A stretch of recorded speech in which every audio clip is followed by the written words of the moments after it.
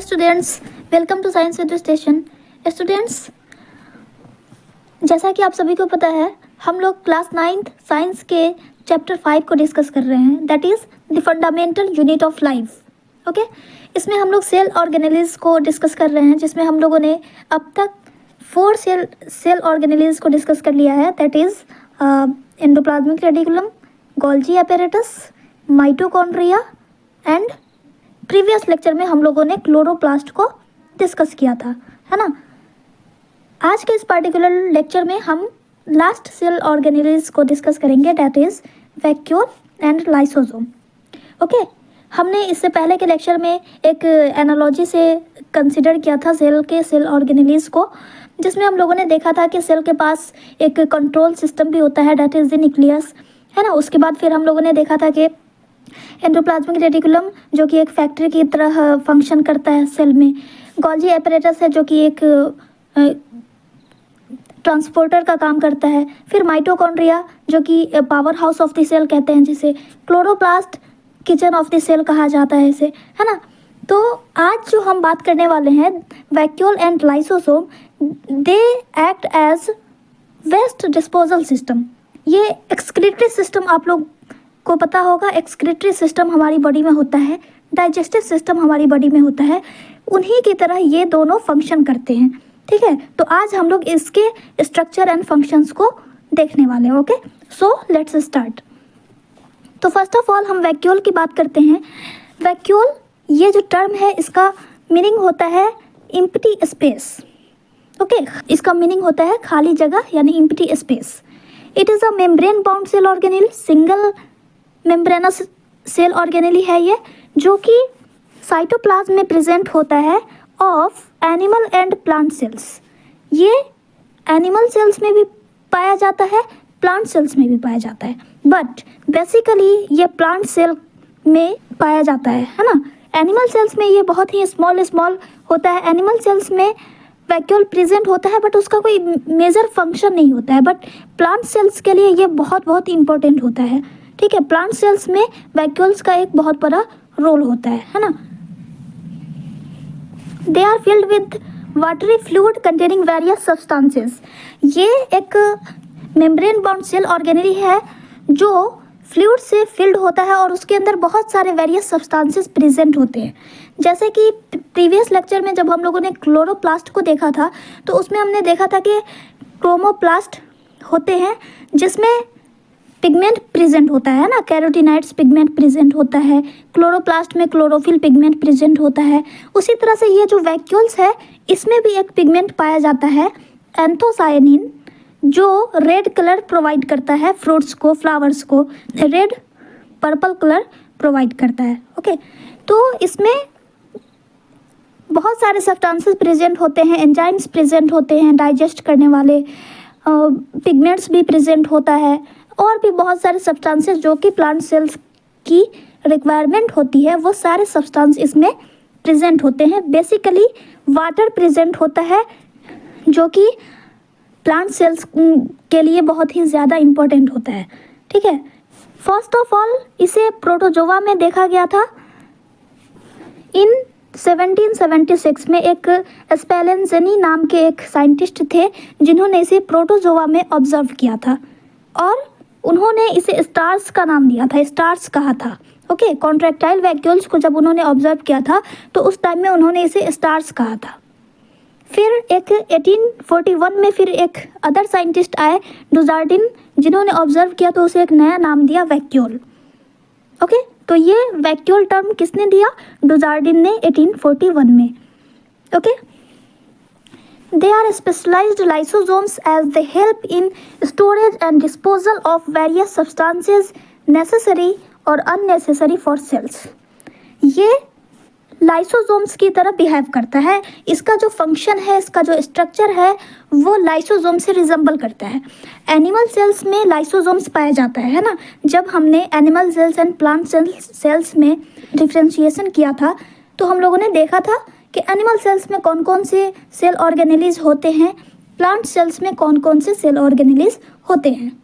तो आप लोगों को बहुत अच्छे से क्लियर होगा ये बात कि कौन सा सेल ऑर्गेनेलिज एनिमल सेल्स में पाया जाता है और कौन सा प्लांट सेल्स में। अगर आपने प्रीवियस लेक्चर नहीं देखा है तो आप देख सकते हैं, डिस्क्रिप्शन बॉक्स में मैं इसका लिंक डाल दूंगी। एंडोप्लाज्मिक रेटिकुलम को जब हमने डिस्कस किया था तो उसी में पहले मैंने animal cells and plant cells में डिफरेंशिएशन को डिस्कस किया है। ओके, तो ये स्पेशलाइज्ड लाइसोसोम्स की तरह बिहेव करता है। क्यों? क्योंकि इसका भी वही फंक्शन होता है, स्टोर करना जो भी नेसेसरी सब्सटेंसेस होते हैं प्लांट सेल्स के लिए, उसे ये स्टोर करता है। जैसे कि वाटर की बहुत ज़्यादा रिक्वायरमेंट होती है प्लांट सेल्स को, है ना। ग्रोथ करने के लिए प्लांट सेल्स को ज़्यादा वाटर की रिक्वायरमेंट होती है as compare to animal cells. इसलिए प्लांट सेल्स में वैक्यूल बहुत ही लार्ज साइज में प्रेजेंट होता है, ठीक है। और इसके अलावा ये क्या करता है, डिस्पोजल भी करता है। जो भी सेल्स के लिए अननेसेसरी सब्सटेंसेस होते हैं उसे ये पहले खुद के अंदर लेता है और फिर उसे डिस्पोज करता है, एक्सक्रीट आउट करता है, सेल से बाहर एक्सक्रीट कर देता है, ठीक। तो इसलिए इसे स्पेशलाइज्ड लाइसोसोम कहा जाता है, बिकॉज दोनों का फंक्शन और स्ट्रक्चर बिल्कुल सिमिलर होता है। जैसा कि मैंने कहा, its structure varies according to the cell requirements. Animal cells में ये बहुत ही स्मॉल पाया जाता है क्योंकि इसमें इसका कोई मेजर फंक्शन नहीं होता है, इसमें कोई ज़रूरत इसकी नहीं होती है, इसलिए एनिमल सेल्स में ये बहुत ही स्मॉल साइज में प्रेजेंट होता है। But in case of plant cells, तो प्लांट सेल्स में ये बहुत लार्ज साइज में प्रेजेंट होता है। Sometimes they occupy 50 to 90% volume of the cell. इतना बड़ा साइज में ये प्रेजेंट होता है। Okay, they help maintain water balance in and outside the plant cell. ये प्लांट सेल में इसका मेन फंक्शन क्या होता है, ये वाटर बैलेंस करता है। सेल के इनसाइड और आउटसाइड वाटर कितना रहना चाहिए, इस चीज़ को ये बैलेंस करने का काम करता है। ओके, और एनिमल सेल में इसका क्या फंक्शन है, वेस्ट प्रोडक्ट्स को सिक्वेस्टर करना, यानी कि डिस्पोज करना। ओके, बट ये जो काम है वेस्ट प्रोडक्ट को डिस्पोज करने का, वो मेनली लाइसोसोम्स कर देता है, इसलिए इसका एनिमल सेल्स में वैक्यूल्स का कोई फंक्शन नहीं होता है, ठीक है। तो ये था इंट्रोडक्शन।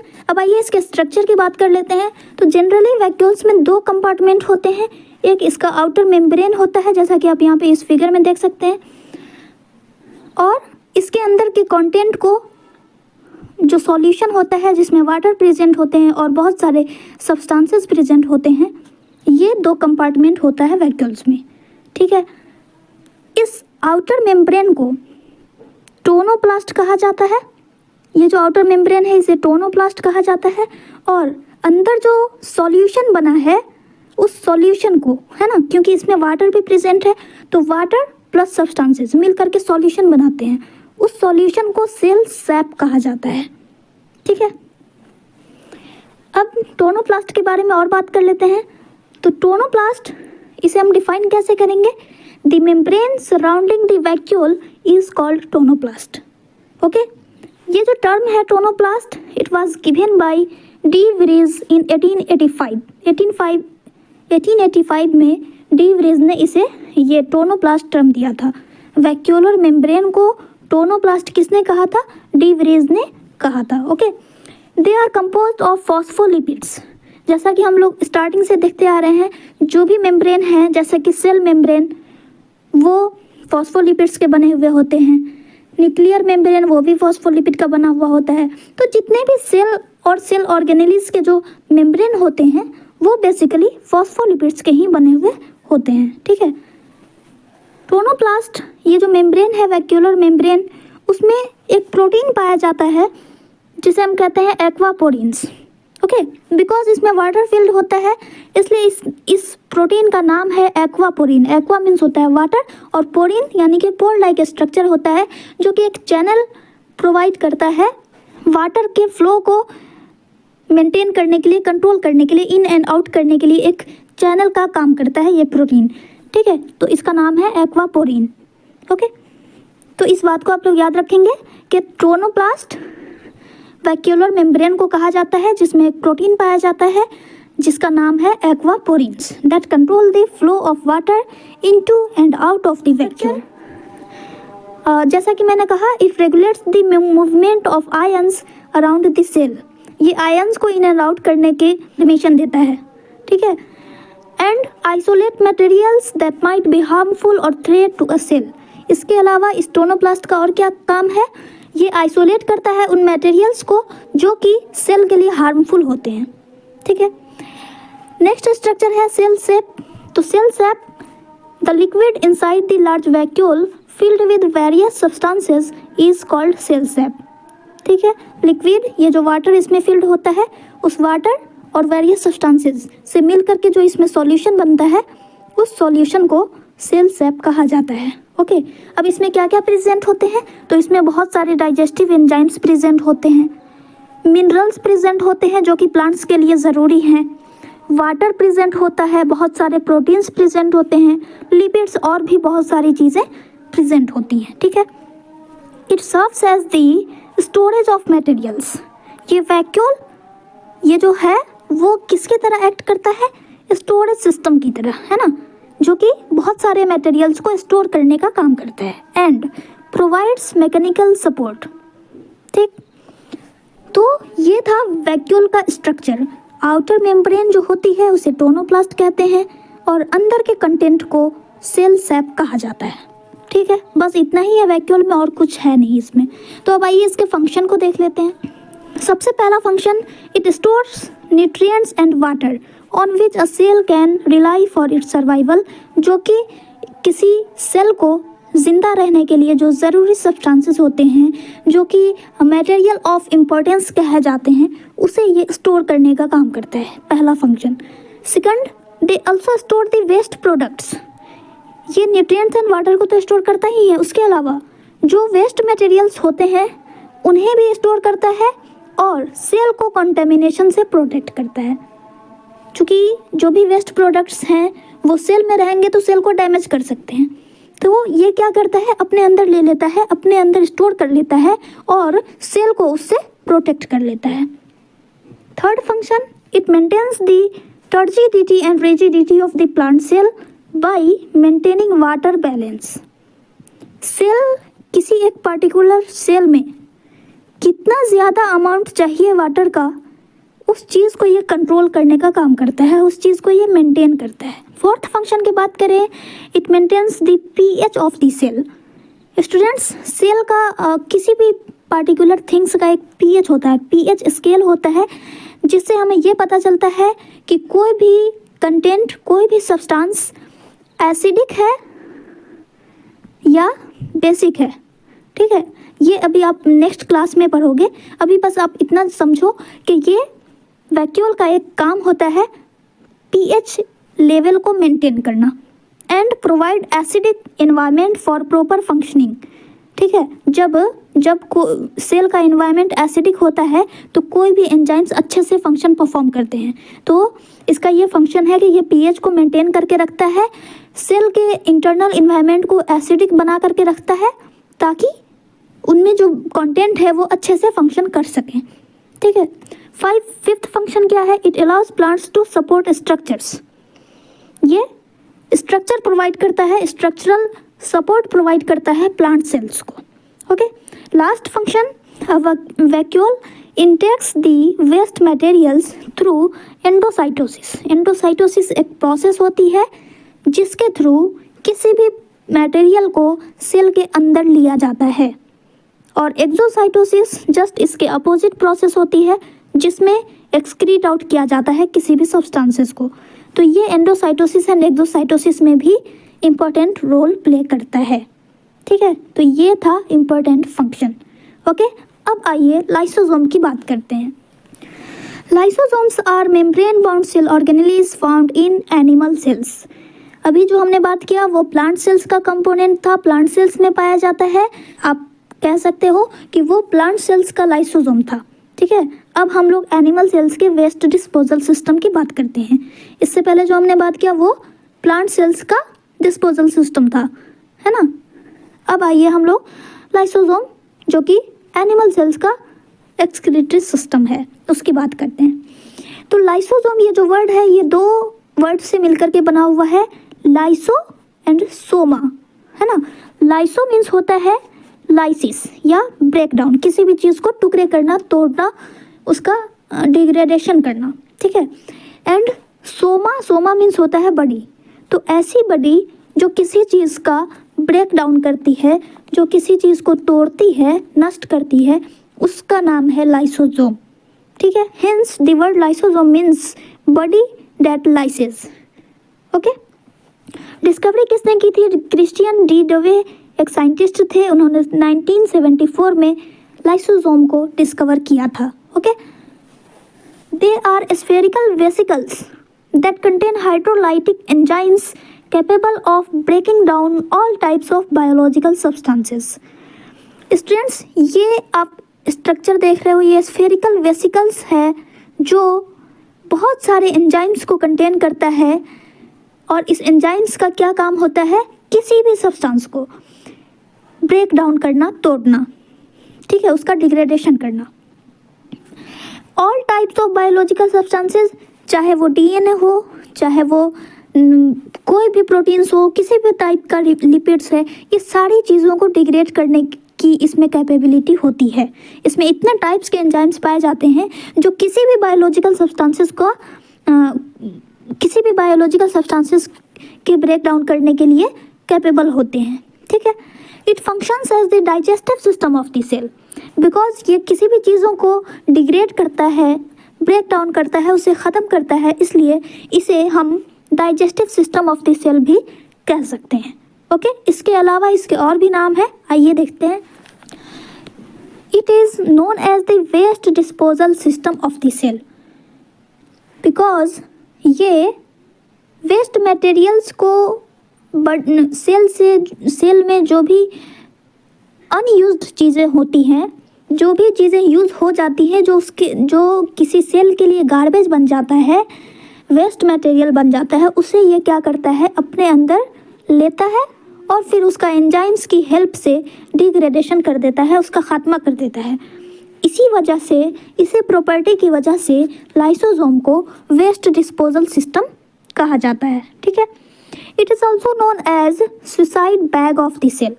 स्टूडेंट्स, कभी कभी क्या होता है ना कि सेल में बहुत सारी एक्टिविटीज़ जो होती रहती हैं, उसमें अगर डिस्टर्बेंस हो जाता है तो कभी कभी क्या होता है कि सेल डिसरप्ट हो जाता है, फट जाता है, ठीक है। सेल क्या कर जाता है? रप्चर कर जाता है। तो जब सेल डिसरप्ट कर जाता है, उसकी वजह से ये लाइसोसोम भी डिसरप्ट हो जाता है, बर्स्ट आउट हो जाता है, फट जाता है। तो जब ये बर्स्ट आउट हो जाता है तो इसके अंदर जो एंजाइम्स प्रेजेंट हैं वो सेल में चले जाते हैं, साइटोसोल में चले जाते हैं। तो चूँकि इसका काम, ये एंजाइम्स क्या होते हैं? एंजाइम्स का काम है किसी भी चीज़ को डाइजेस्ट करना। जो भी मटेरियल्स होते हैं, जो भी बायोलॉजिकल सब्सटेंसेस होते हैं, उसे ये डाइजेस्ट करता है।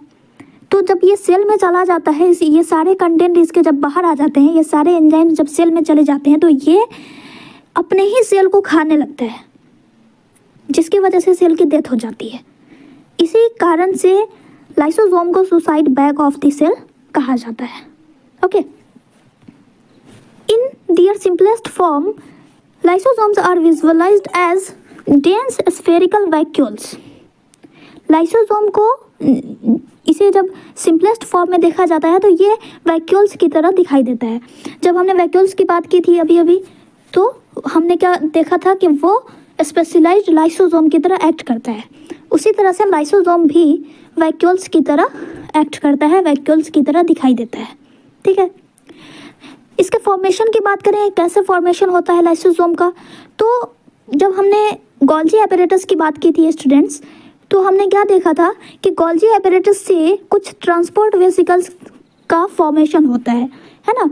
जब एंडोप्लाज्मिक रेटिकुलम में सिंथेसिस होती है प्रोटीन्स की, लिपिड्स की, तो ये गोल्जी एपैरेटस में सेंड किए जाते हैं, राइट।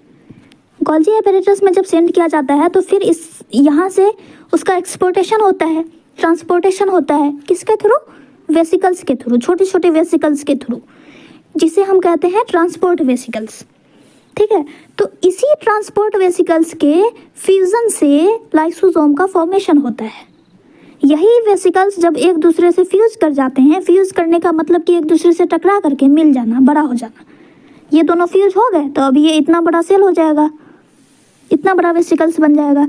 तो इसी तरह से लाइसोसोम का फ्यूजन के बाद लाइसोसोम का फॉर्मेशन होता है। Okay, clear? They are formed by the fusion of transport vesicles released from Golgi apparatus। उसके बाद enzymes of the lysosomes are synthesized in the rough endoplasmic reticulum. अब इसके अंदर जो एंजाइम्स पाए जाते हैं उनकी सिंथेसिस कहाँ होती है? इसमें जो एंजाइम्स प्रेजेंट है उसकी सिंथेसिस रफ एंडोप्लाज्मिक रेटिकुलम में होती है and exported to the Golgi body. ठीक है, एंडोप्लाज्मिक रेटिकुलम में एंजाइम्स की सिंथेसिस हुई, वो गोल्जी बॉडी में सेंड किए जाते हैं। उस गोल्जी बॉडी से वेसिकल्स के थ्रू ये पहुंच करके फ्यूज़ होते हैं और फ्यूज होकर के लाइसोसोम बना देते हैं और जो एंजाइम्स है वो इसी में रह जाता है। तो इसी तरह से इसमें बहुत सारे एंजाइम्स प्रेजेंट होते हैं। हाइड्रोलाइटिक, है ना स्टूडेंट्स? यहाँ पे एक वर्ड आया था हाइड्रोलाइटिक। हाइड्रोलाइटिक, हाइड्रो मीन्स होता है वाटर और लाइटिक यानी कि जो वाटर के साथ मिल करके लाइसिस करता है उसे कहते हैं हाइड्रोलाइटिक एंजाइम्स।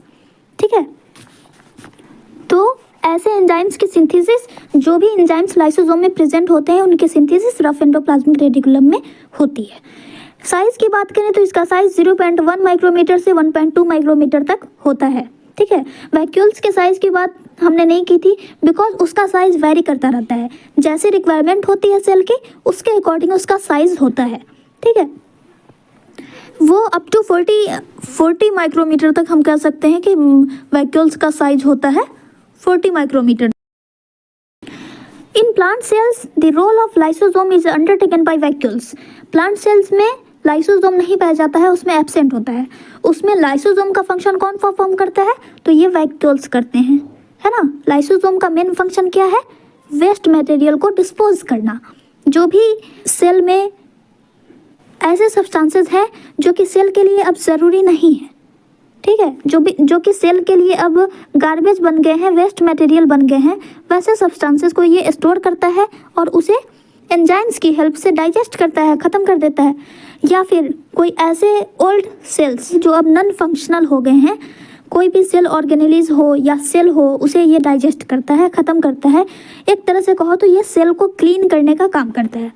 ठीक है, तो वही काम प्लांट सेल्स में कौन करता है? वैक्यूल्स करते हैं। ओके, तो ये था लाइसोसोम के बारे में।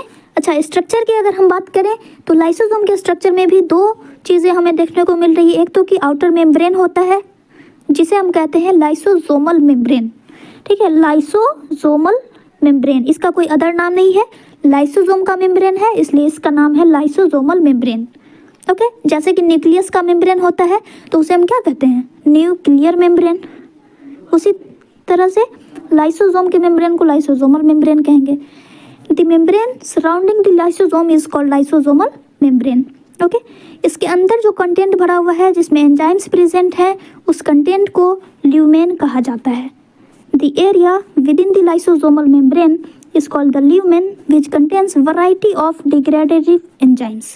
डिग्रेडेटिव एंजाइम यानी कि जो डिग्रेड करता है उस वैसे एंजाइम्स। ठीक है, हाइड्रोलाइटिक एंजाइम जो कि वाटर के साथ डिग्रेड करने का काम करता है उसे हाइड्रोलाइटिक एंजाइम कहते हैं। डिग्रेडेटिव जो डिग्रेड करने का काम करता है। ठीक है, अदर वर्ड में हम इसे डाइजेस्टिव एंजाइम्स भी कह सकते हैं। ठीक है, lysosomal membrane has a single phospholipid bilayer. Vacuoles भी सिंगल मेम्ब्रेनस होते हैं, लाइसोसोमल मेम्ब्रेन भी सिंगल मेम्ब्रेन होते हैं। That controls the passage of materials into and out of lysosome. इस मेम्ब्रेन का क्या काम होता है? ये मटेरियल्स को इन एंड आउट करने में हेल्प करता है और परमेबिलिटी को मेंटेन करके रखता है। ठीक है, it has ability to fuse with digestive vacuoles और इनगल्फ साइटोसोलिक मटेरियल्स। इसका जो ये लाइसोसोमल मेम्ब्रेन है उसमें ये एबिलिटी होती है कि ये वैक्यूल्स से फ्यूज कर सकें। जैसा कि मैंने बताया लाइसोसोम का फॉर्मेशन कैसे होता है? दो छोटे छोटे वेसिकल्स के फ्यूज़न से होता है। तो इसके ये प्रॉपर्टी होती है, इसकी ये एबिलिटी होती है कि ये डाइजेस्टिव वैक्यूल से फ्यूज़ कर जाते हैं और उसके अंदर जो कंटेंट होता है उसको ये अपने अंदर ले लेते हैं। ठीक है, ये मेम्ब्रेन से फ्यूज करके और वैक्यूल्स में जो भी मटेरियल्स है उसे ये अपनी तरफ ले लेता है और साइटोसोल में जो मटेरियल्स प्रेजेंट होते हैं उसे भी इनगल्फ करने की प्रॉपर्टी इसमें होती है फ्यूज़न के थ्रू। ठीक है। तो ओवरऑल इसके फंक्शन की अगर हम बात करें तो मेन फंक्शन क्या हो जाएगा लाइसोसोम का, digestion and removal of internal and external materials. Internal material क्या हो जाएगा, जो भी ओल्ड सेल्स हैं जो अब नॉन फंक्शनल है वो सारे मटेरियल्स, सेल ऑर्गेनेलीज है अगर डेड हो गई है तो उसे भी ये डाइजेस्ट करता है। और एक्सटर्नल मटेरियल से क्या मीनिंग है यहाँ पे, तो एक्सटर्नल मटेरियल जो भी फॉरेन पार्टिकल्स हैं जैसे कि फूड भी हो गया है ना, जो कि अब सेल को इसकी रिक्वायरमेंट नहीं है तो उसे भी ये डाइजेस्ट करता है और उसका रिमूवल करता है। सेल के एक्सोसाइटोसिस के थ्रू ये क्या करता है, सेल से बाहर कर देता है, रिलीज कर देता है। ओके, सेकंड फंक्शन की अगर हम बात करें तो सेकंड फंक्शन इसका क्या हो जाएगा, break down of macro molecules. Macro means होता है बड़ा, लार्ज, और मॉलिक्यूल्स जो भी आयंस होते हैं या मॉलिक्यूल्स हो जाते हैं, तो जो भी लार्ज मॉलिक्यूल्स होते हैं उसे स्मॉलेस्ट फॉर्म में ब्रेक डाउन करता है, तोड़ता है, ताकि इसे फिर से दोबारा यूज़ किया जा सके सेल के द्वारा। Break down of macromolecules into simplest form that can be reused by the cell. Recycling, एक तरह से आप कह सकते हैं कि लाइसोसोम के क्या फंक्शन है, रिसाइकलिंग ऑफ माइक्रोमोलिक्यूल्स। ठीक है, कोई भी बड़ा बड़ा मॉलिक्यूल्स है उसे ये छोटे छोटे फॉर्म में ब्रेक डाउन करता है ताकि सेल उसे फिर से दोबारा यूज़ कर सके। ये second function. Third function, it degrades invading viruses and bacterias. इसके अलावा इसका क्या फंक्शन है कि जो भी फॉरेन पार्टिकल्स आते हैं इन्हें ही हम कहते हैं फॉरेन पार्टिकल्स। तो जो भी वायरसेस और बैक्टीरियाज आते हैं सेल को हार्म पहुंचाने के लिए उसे ये डिग्रेड कर देता है, क्योंकि इसके अंदर बहुत सारे डाइजेस्टिव एंजाइम्स होते हैं, उनकी हेल्प से उन्हें डिग्रेड कर देता है। Fourth function, if the cell is damaged, अगर कोई सेल डैमेज हो जाता है तो ये उसे सेल्फ डिस्ट्रक्ट करने में हेल्प करता है, उसे खुद से ख़त्म होने में ये हेल्प करता है, जिसे हम कहते हैं एपोप्टोसिस। ये आप आगे पढ़ोगे, तो सेल्फ डिस्ट्रक्शन में भी ये हेल्प करता है। इसके अलावा fifth function, it helps in repair the damages to the plasma membrane. अगर प्लाज्मा मेम्ब्रेन डैमेज हो जाता है तो उसकी भी रिपेयरिंग में ये लाइसोसोम हेल्प करता है। ठीक है, तो ये थे मेन फंक्शन लाइसोसोम के। अब एक इम्पॉर्टेंट क्वेश्चन राइज होता है कि लाइसोसोम को सुसाइड बैग्स क्यों कहा जाता है। जैसा कि मैंने बताया कि कभी कभी क्या होता है कि सेल डैमेज हो जाती है due to the disturbance of cellular metabolism, जिसकी वजह से लाइसोसोम क्या होता है, बर्स्ट आउट हो जाता है और उनके अंदर जो भी डाइजेस्टिव एंजाइम्स होते हैं वो बाहर आ जाते हैं और वो अपने ही सेल को डाइजेस्ट कर जाते हैं। इसी वजह से लाइसोसोम को सुसाइड बैग कहा जाता है। ठीक है, तो अब आइए एक बार समराइज कर लेते हैं अब तक जो हमने देखा उसे। तो वैक्यूल, क्या मीनिंग होता है वैक्यूल का, एम्प्टी स्पेस।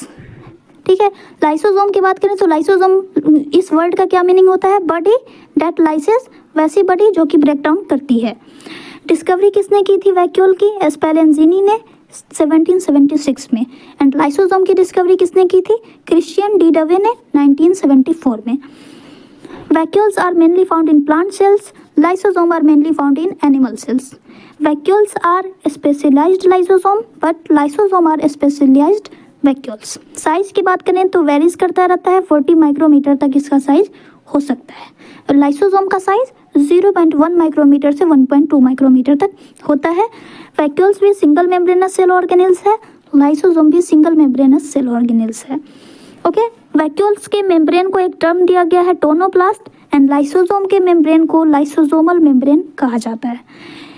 वैक्यूल्स के अंदर जो फ्लूइड फिल्ड होते हैं उन्हें हम सेल सैप कहते हैं, बट लाइसोसोम के अंदर जो फ्लूइड फिल्ड होता है उसे ल्यूमेन कहा जाता है। Okay, waste vacuoles are also called as waste disposal system of plant cells. Lysosome is waste disposal system और suicide bags of animal cells. ठीक है, फंक्शन की बात करें तो ये पीएच को मेंटेन करता है, storage and disposal of various substances. इसके अलावा वाटर एंड न्यूट्रिएंट्स को स्टोर करता है वैक्यूल्स, एंड वाटर बैलेंसिंग भी करता है। लाइसोसोम की बात करें तो ये भी मेंटेन करता है, पीएच मेंटेन करता है, एंड वेरियस सब्सटेंसेस के storage and disposal main function है। इसके अलावा it degrades foreign particles and repair damages. ठीक है, तो आप देख सकते हैं कि vacuoles are similar to lysosome. इसका फंक्शन, इसका स्ट्रक्चर, ये सभी मैच करता है लाइसोसोम से।